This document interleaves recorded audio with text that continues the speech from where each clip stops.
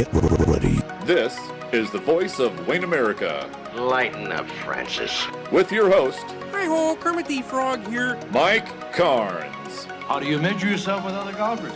My height. Only at WayneAmerica.com. The supernova's gonna kill us all. Okay, this guy is the real zero, that's true. Let's just think back when you guys were freshmen, huh? .com.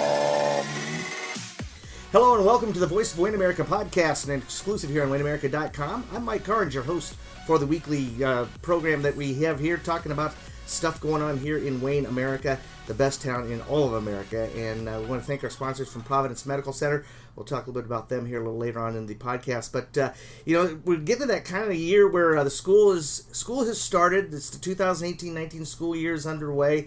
And, of course, with school comes, some other stuff, like sports, for example. We like to get involved with all the sports activities that are going on in the local high schools and colleges around the area. And I thought, with that in mind, who better to talk about sports in Wayne, America than the guy who's the voice of the Wayne State Wildcats and the voice of KTCH Sports, Aaron Scheffler, who's with us here on the program. We're actually doing something a little different. We've taken our studio into their studio, so it's kind of a fun little setup here we got going on here. But Aaron, welcome to the show. Yeah, well, thanks for having me, Mike. Yeah, we got our microphones around here. You brought your system in, and it works. It works. We go on the road a lot, it works out great. And we got a lot of backup here just in case. There you go.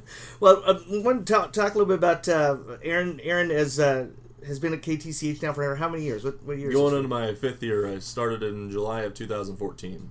2014. So I know a lot of people got to know you from being on the air, but tell us a little bit about yourself. Where you're from and what brought you to Wayne, America? Yep, I'm from Columbus, Nebraska originally. I went to Columbus Lakeview High School, came to Wayne State in fall of 2010. I attended a Just Juniors kind of system here at Wayne State, and that kind of drew me here. And the radio 91.9 The Cat on campus kind of had some information there. I thought radio, I'll try that. I like talking about sports, so I went to Wayne State. 3.5 years later, I graduated in December of 2013. And I'm like, well, I got to go find a job. So Isn't that terrible? Yeah. I started working here actually at the Wayne radio station in 2011-12 when the previous sports director was here, and did some basketball, football. And then I went to Yankton, South Dakota, got a job up there, did some phone sales, some play-by-play in the high school sports over the winter months. And then 6 months later, the job opened back up in Wayne, came back to Wayne, and started 6 months to the date, July 7th of 2013, or 14 rather, 6 months in Yankton, South Dakota. Uh-huh. So what interested you about broadcasting? What inspired you to get into broadcasting in the first place? All youth sports, obviously. My parents were able to put me in to kind of play sports when I was younger, play sports throughout high school. Wanted to try and do some stuff in college, but never got that chance. And next best thing for playing sports is talking about sports and calling sports. Even when I was doing some American Legion baseball when I was in high school in summer, I was able to get out, do the public address for the games for my classmates that were on the field. So I thought that was kind of fun at the time. But just kind of being around sports, kind of learning more about it and going from there. Did you ever get a chance to, job shadow at stations in Columbus or anything like that, or was that? We had a business class that I went into and just kind of talked to a manager at the radio station in Columbus, but never kind of sat in on a show or did any programming. So went to Wayne State out of the blue, and first semester kind of learned some of the background about radio, and I knew how to talk about radio, but all of the gadgets and the systems and everything. And then the next semester kind of hopped on board, and then I know about a semester later, so like 2012, I was the sports director on the campus radio station, and then I just went right into the mix. I remember my first game was in January 2011. We were playing Minnesota State Mankato, and Mark Verbixky at the time was the sports director, and he had me as color. It went into a few overtimes, and he lost his voice, and I was able to get some play-by-play experience at the time, and started with basketball, and I went to every sport at Wayne State. So. Yeah. Now, were you part of the group that went to San Antonio when they went to the I was, yep. Myself, Mark did the play-by-play, Kayla and Jeremy went for the paper and TV at my campus. So I remember I was kind of, I sent a few emails to the the department for the athletics to try and see what it takes to get campus media to go, and we were able to hop on a fan bus. I know you were on the bus too. Yeah, we were on the bus together. I remember there were some college kids that were with us, but I couldn't remember if you were part of that or not. But that was quite an experience, wasn't it, for you guys to be able to take part in a national tournament setting like that? Yep, that was fun going down to San Antonio. Obviously, it didn't turn out the way we wanted it to, but it was a good experience. So, yeah, Mark and I were courtside on the arena there, and it was awesome. Yeah. I just remember going down to San Antonio, and I was looking forward to to being there the whole week. Yeah. I think we all thought that the Wayne State women had a chance to win a national title that year. I think they were actually number 1 ranked going into that Elite Eight. And for about 25 minutes, it looked pretty good, and then the last 15 minutes, boy, it was just total shock and disappointment that Bentley was able to come back and beat Wayne State in that. So, when you prepare for a broadcast, a lot of people listen to you on the air and hear you do the play-by-play, and you have some background information that you throw in every once in a while. How do you prepare for a broadcast? I've worked with a lot of radio guys over the years who have different ways of preparing for a broadcast. And how do you get ready to do a Wayne High football game, for example? Yeah, we got obviously the first one coming up this Friday. Early in the week, I like to contact the coaches ahead of time, the away coach, obviously the home coach, set up interviews for the day of the event or the day before if I'm unable to do the game.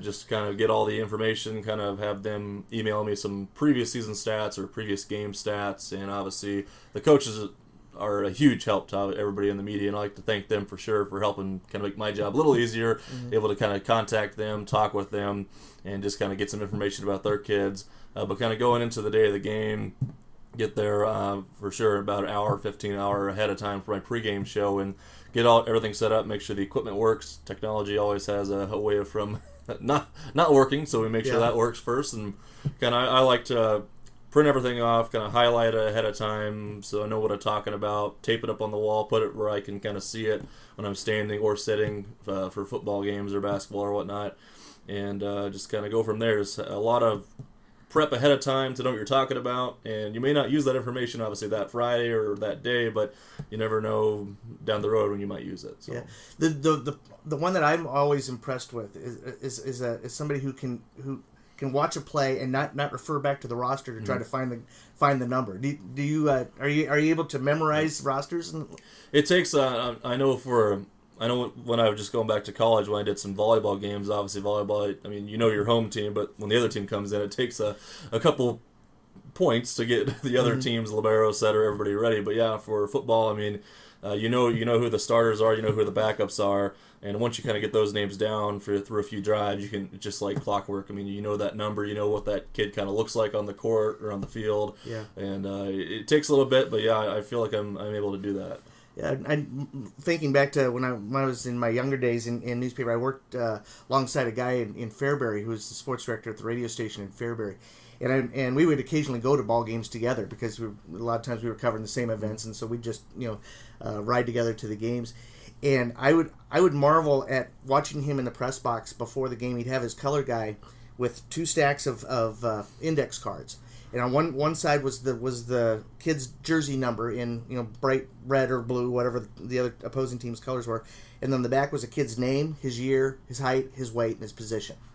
And the color guy would show him the number, and he would then read off the name, and he would have all that information memorized. So when the game started, I mean he had everybody down pat from before a kickoff, and it just amazes me when you have that many names to remember, because in high school football you got 50, 60 kids on a roster. That's over 100 names, and how do you I have trouble keeping track of my own name some days. So to be able to have all that memorized before the start of a game, I think it's really cool when broadcasters can do that, and it makes the broadcast just go so seamless. Yeah, it is. I mean, that's. I hope to get to that point sometime, but I'm not right now. I don't think the height and the everything. So that's why we have everything kind of like right in front of me. So if I do stumble across something, I know where it's at. I know where to find it. Kind of a numerical order on a piece of paper. That's why I like to have everything kind of printed off ahead of time. and I know where it's at, kind of on the table where it's set up. Yeah, it takes time to do to get that down too. I remember a number of years ago when Joel Janacek was sports director at KTCH. He fell ill the day of a game and called me 45 minutes before the game and said, "Hey, can you fill in for me?" And I did, and there wasn't a problem remembering the Wayne State kids because like you said, you've seen them enough times that you know who they are. But I think they were playing Augustana tonight. I kept having to go back and forth between the roster and what I was seeing on the court and stuff like that. And it was really hard to keep up at times like that. So it's really cool when you can have all that information in your head or in a position where you can easily get to it, and it makes the broadcast just go that much easier. So we're talking with Aaron Scheffler, the sports director at KTCH in Wayne, Nebraska, here on the Wayne America broadcast. We're talking about radio and the Wayne High and Wayne State teams that'll be coming up here this fall in the fall sports season. Wanted to take the time to talk about Providence Medical Center in Wayne. They're proud to announce the addition of a new surgical procedure that they now offer at the hospital called shoulder arthroscopy. The surgical procedure is for those who have rotator cuff injuries, where the surgeon inserts a tiny camera and the necessary instruments through small incisions in the shoulder rather than doing an open procedure with a large incision. Dr. Joseph Caro specializes in orthopedic surgery for Providence Medical Center. He's also the team physician for Wayne State Athletics and also offers his expertise at multiple high schools here in the area. For more information, check out the Providence Medical Center website at www.providencemedical.com. That's Providence Medical Center. Extraordinary care rooted in compassion. With us on the show this week here on Voice of Wayne America is Aaron Scheffler, who's the voice of Wayne High and Wayne State Sports here on KTCH Radio. We're in the KTCH studios today recording this broadcast. And I guess we want to turn our attention to the upcoming fall sports season. It's already gotten started with golf and softball. The golfers had their first meet on Friday, and the softball team's off to a 5-0 start. And I guess let's start with the Wayne High teams. We'll start with softball since their season's going.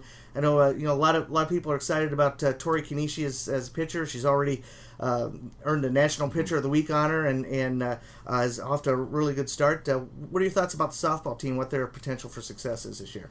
Well, it was good to talk with Coach Robert Sweetland before when the season was started, and to hear the numbers are a little more up this year. I know they had 12 last year, and they couldn't have a junior varsity team, so it's good to have that JV program back to get those freshmen, sophomores, and juniors time to kind of develop, and then before they get into the varsity program, but also get experience right away in the varsity program. Obviously, softball, everybody knows Wayne softball around this area. I mean, obviously you've been covered a lot more than me, and we always talk about at state kind of back in the day, kind of what they did, and now I'm kind of learning what they're doing now. So, I mean, obviously preseason, obviously number one in both the papers. Had a fantastic start to the season with Blair. And a good win of the tournament this last weekend. And you talk about Tori with the National Player of the Week honor through Max Preps, and that's just awesome to kind of get her name and get Wayne out national wise. Mm-hmm. And I think with their way their district's set up, I think they're clearly the team to beat in that district. And moving down to Class C, it's amazing that they've been able to continue to have the run of state tournament success that they've had over the years. I think they've only missed state once in the entire history of the program, and for them to continue to be successful at Class B, even though they didn't win any state titles there, but still were able to get to state every year. And now they're back down to Class C. I think if everybody stays healthy and the offense can continue to develop, I think they can win a state title this year. For sure, and I'm waiting for. We're hoping we get districts, right? Yeah, we get districts this year. That was just announced Friday. So I mean, it's nice to hear that. Obviously, with the community 5 years ago, what happened then? It got moved because we couldn't host it. So obviously, there's going to be a lot of things happening in that month. But glad to have districts obviously back in Wayne and to put on a show with all the teams coming into town. Yeah, now girls golf team, they started the year on Friday out at West Point Beamer, and kind of a. Not much in the way of numbers, but they got some good experience. They got Hannah Nelson, Natalie Benchin had a really good round there at Beamer on Friday, and then Marissa Ludd is back. She took a year off last year, but she's back on the team this year. So they get at least a good base to work with. Yeah, again, talking with Coach Josh Johnson, good to hear. Natalie getting a medal last week over in Beamer, 11th, I think she took, and they obviously it's going to be exciting for them to host a few of their competitions here. I know right away this weekend and down the road conference is coming to town. So it's just I like going out there watching the golf team, kind of all the teams that come in and all the talent that we have in Northeast Nebraska. But obviously for Wayne to kind of showcase their team this year, and excited to see how they do as well. Yeah. Cross country, the boys have some pretty good numbers. Girls are not quite as deep, but they have Gabby Meyer back, who was at state last year, and that should be interesting to see how the cross country teams compete this year. You're looking forward to for them as well. I know next couple weeks they still have for their season, but I know Coach Bear and Coach Moss, they had the kids there running all summer, and I can't remember how many miles they logged, but it was a lot of miles. Yeah. I know they mentioned, and just good to see numbers like you said on boys and the girls side. Returning a state qualifier as well. Yeah, just looking at volleyball. Volleyball's got, I think, potential to have a really good year this year. They only lost 2 seniors from last year's team. They've got a great group of returning kids. They've got a sophomore Lauren Pick, who had a great freshman year last year, and I'm really excited to see what she does the next 3 years. But I think with getting to district finals last year, I think this team has an idea of what it takes to at least to get to that level, and if they can get through their sub-district and get to that district final, maybe get a chance to get to state this year. Like you said, yeah, good group returning, a good solid group of numbers with Coach Cruzmark there, and we'll see them Thursday night, obviously, with hosting Ponca. And yeah, I mean, like all the Wayne teams, just excited to see kind of where they're at from the end of last year, like you said, kind of going further in the postseason. And I know it'd be interesting once they get to sub-district play, because Wakefield's obviously bumping up to C1 with Allen, and obviously them, Pierce and O'Neill, just kind of that sub-district will be nice to see in the postseason, but got a lot of games to play before we get there. Yeah, and then I guess last but not least, football. Wayne High last year was kind of an exciting year last year. Things just seemed to go just right for Wayne last year. They got that big upset over Boone Central Newman Grove at home last year, and got that first 5-0 start in a long time, and were able to get to the playoffs and actually win a game. And so I think there's a lot of excitement as far as Wayne High and what they can do this year. And I know they've lost a lot of talent. They lost a lot of their key players from that team last year, but certainly the cupboard's not bare. They got some good kids. Just need to get some time behind in those positions on the varsity roster.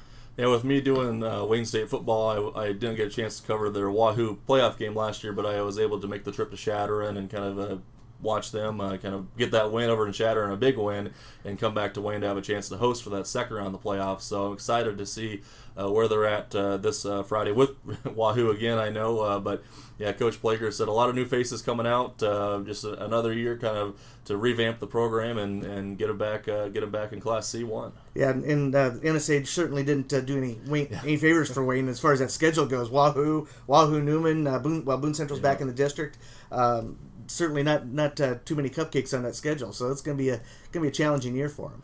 That it will be, and yeah, like you said, kind of some district changes moving around, and I'm looking forward for that Logan View Scribner Schneider game. Obviously, kind of an area game up here, but you don't really play Logan View a lot if you're Wayne for football. So yeah.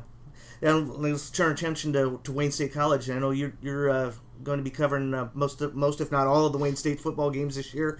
What do you think about the Wildcats going into the season? Well, obviously, number one thing, they're replacing a quarterback that set a lot of records and broke a lot of records, but you got a receiver that's going to be breaking a lot of records. That's back with Nate Rogers. Obviously, defense was just awesome to see kind of them come together and just kind of lock it down defensively. They're got most of their guys back. I mean, offense, I know talking with Coach Dan McLaughlin, kind of like what Wayne High football is going to deal with, new faces, pretty much a whole new offensive line, got 1 or 2 guys back. The running backs kind of working it out.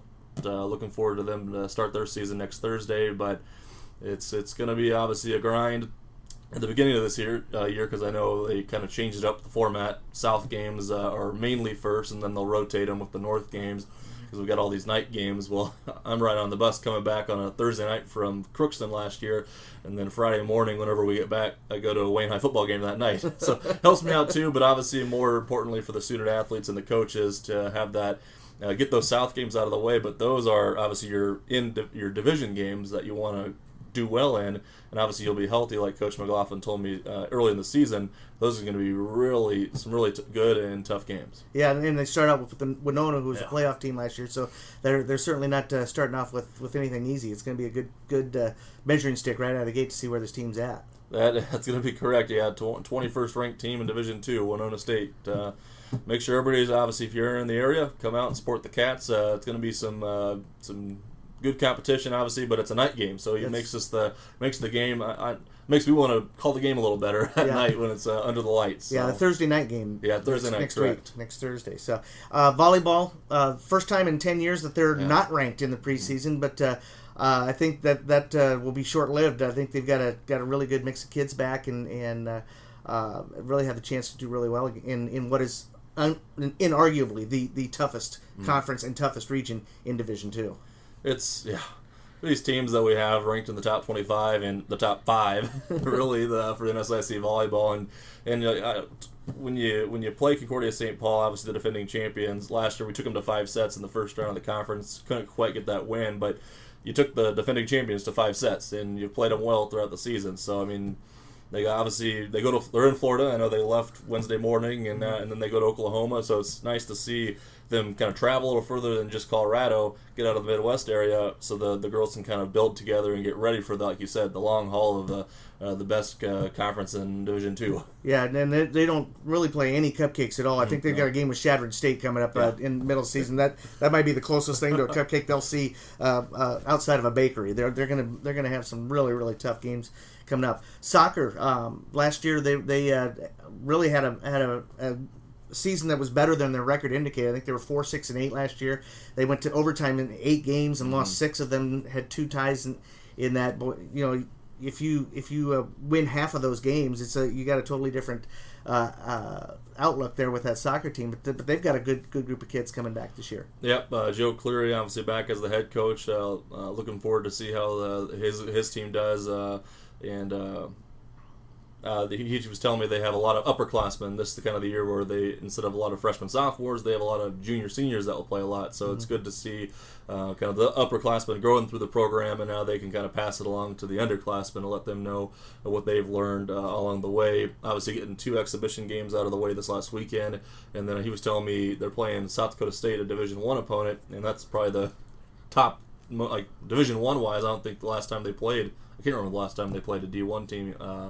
Just to get that opportunity. He said it's their home opener in Brookings this Friday, and then you have some games over in Colorado next weekend, and then Augustana comes to town. And obviously, you talk about volleyball and football being tough conferences in their respective divisions. You look at soccer, and it's right there as well. Yeah, Augustana, Minnesota State, I think generally always in the mix there in soccer. Then, and I guess last but not least, cross country for men and women. They got both have some really good numbers coming back. I just read through Marlon Brink's preseason prospectus, and looks like they've got a good group of kids this year. Yep. Again, like I said, all the coaches kind of make my job a little easier. I talk with Marlon, Coach Brink, every Wayne State football game, kind of update us on how the cross country team does, because they don't get a lot of kind of the media attention that other teams do. So I like to talk to him at my halftime of my football and basketball games when we do cross country and indoor and outdoor track and field. So I'm looking forward to see kind of how his team does, both the men and women. Obviously, the numbers aren't always there, but they usually put out some good talent, and looking forward for them as well. Yeah, talking with Aaron Scheffler, the voice of Wayne State sports, and also the voice of Wayne High School sports here at KTCH Radio here in Wayne on the Voice of Wayne America podcast. I guess your first game's coming up Friday with Wahoo football, and what are some of the other events? Are you going to be doing just football, or are you going to have other sports in the area during the course of the season on the air? What's the plan there? Yep, helping me out this year, Justin Ralston and then Brady Bristol are kind of my 2 other guys that do play-by-play. So Brady, I know, is going up to Laurel. Randolph's coming to town, taking on Laurel Concord Coleridge this Friday night. Obviously, Wayne will do all the Wayne High football games this year, and then we have every Friday, besides a couple Thursdays actually. Next Thursday we have a high school game also going on then, but we do like 9 high school area games and 9 Wayne High games for the next 9 weeks for football, along with the Wayne State College games we do. And then we pick up a couple volleyball games for Wayne High and softball games. And then once the sub-districts and districts and state and postseason rolls around, then we do the softball, the volleyball, obviously more football going on as well. So yeah, is volleyball as difficult to do play-by-play on as it looks? Because you're watching a volleyball game and trying to say, you know, this girl picks up the dig, this girl set hit. Yeah, it's got to be just absolute chaos trying to do play-by-play at volleyball sometimes. I mean, going at Wayne State that next fall in 2011 when I was working at the campus station, I always was like looking forward to call volleyball games because I thought I had that kind of fast-paced kind of talking to the players, and like you said, just getting to know the other team's position and players as well. But yeah, like in the high school version, when you don't have the stats like that Mike Gross and his crew provides, you don't have a color commentary guy most of the time. I can't keep track of digs, kills, set, assists, all this other stuff, but I can say it. I just can't keep track of it. Yeah, it's one of those times where you're having a color guy really is there isn't much time in between points to really go into detail on stuff. So it's almost counterproductive to have a second voice there with you. A second person, that would be your statistician right there. Statistician. Do the kills and that stuff and help you out that way. It was just gonna statistician was the best thing to do for that. But obviously, whenever I need a breath, that's when the color guy comes in and talks. Yeah, so. yeah. Well, I know a lot of people have followed you over the last few years and gotten to know your voice and gotten to hear you do stuff, and it's always good to turn on the radio if I'm at another game and I know that you're somewhere. It's always good to turn on the radio and catch up on what's going on the game that you're covering. So looking forward to hearing the voice of the Wildcats here this coming season and hearing what you guys do here at the station. Well, appreciate that, Mike, and yeah, I know we'll be seeing you at a lot of the events for Wayne and the area athletes as well. So. Yeah, we'll be. I'll be down there taking pictures, and you'll be upstairs doing the mic, and I think we're probably both in the perfect spots right there with those positions. Perfect.